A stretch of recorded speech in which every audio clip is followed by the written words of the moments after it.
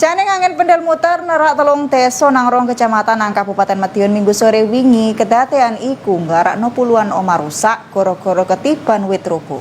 Gak cuma iku, angin iku yo ngerobono tower sutet WIPLN.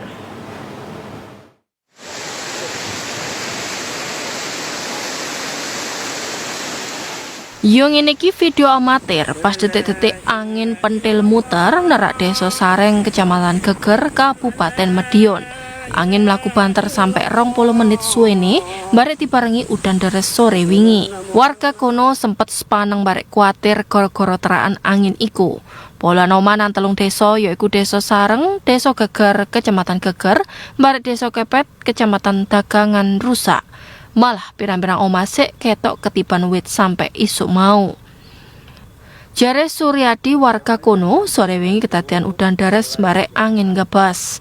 Waktu iku warga sepaneng barek gopo nyelametno awake dhewe-dhewe metu teko omah. Kades Geger Samsudin ngomong saklene ngerusak puluhan omah fenomena angin pentil muter iki yoh ngerobono tower sutet WIPLN. Dampak ket bengi wingi atusan omah nang sak desa iki listrike gak murup. Sampai saiki warga kedampak angin pentil muter iki sing ngelakono evakuasi wit robo sing ngenai omah barek ngresiki sisa-sisa material robone omah. Sauntara BPBD Kabupaten Madiun sik ngitungi toroke material dampak kedadean bencana angin iki. Tova Pradana, JTV.